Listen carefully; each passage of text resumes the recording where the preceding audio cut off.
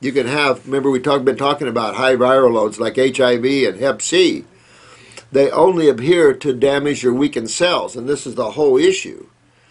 If they adhered to cells immediately, then everybody would have AIDS, they'd have HIV, or they would have, liver damage with high Hep C viral loads, and they don't. So this is a case again where weakness of cells and nerve endings, but that cough generally isn't from a nerve ending damage. That cough is from what would damage the nerve endings.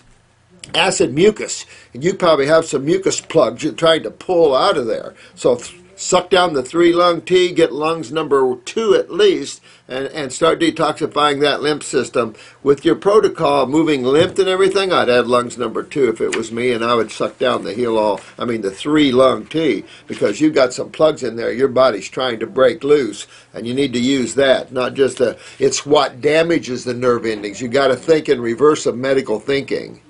You got to keep going, what would damage nerve endings, and I don't think that's why you're coughing. I think you've got a plug in there, you got mucus in there, the body's trying to pull out, and it's become very anionic and solidified. 99% of the cases, this is what it is. Do you get damage to the nerve endings and the sacs and everything? Absolutely. Absolutely. But it's all about the acids and the mucus and what happens to it. It gets hardened, especially in the lower lobes, because people thoracically breathe, they don't abdominally breathe.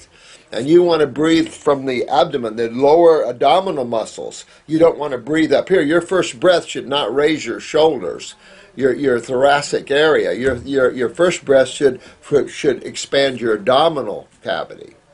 And then you fill your upper cavity. And then all lobes are full. We don't breathe like that. You have to retrain yourself how to breathe, and then you'll pull this up more. So I would do some heavy, deep breathing with the abdominal area first. Put your hand over your small bowels here, and practice moving your hand up and down through breathing. Not here, down here.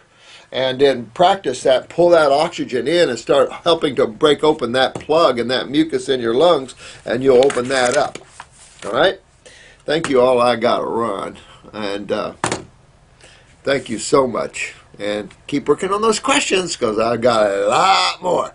All right. We'll see you guys later. Have fun today. All you that are suffering, my love is with you, and keep working yourself through it. Think, think, think. Don't take things that are too strong. When you have so many acids like this, you have to be real gentle. This is part of the art of detoxification. We have to move you and play and try to get you through these earlier stages. Once we break through a certain level, it's pedals to the metals. But right now, some of you have to go a little slower. That's okay. You can use vegetable juices. You can use whatever you have to use. Broth. I've been real guilty of giving chicken noodle soup one time to a lady with lung cancer. But I ran her raw for so many years, I figured if I didn't, she'd go nuts or kill herself. So it worked out real well, to tell you the truth. So I've done a lot of weird things through the years to get people to survive and sustain and be happy and get through these situations. So, there's definitely an art about it, and you just have to learn it and don't freak out. You can't be a purist and be a healer, because it won't do you any good. You have too many levels of consciousness you have to work with, and not everybody can get to be these high levels right now. Their bodies are too acidic, too suffering. You just can't jump in some of these areas. So, we're all working and learning, and that's it. That's the power of this. We're all learning and growing, and you'll be some of the finest healers this planet has ever seen. All right. See you later. Love you. Namaste.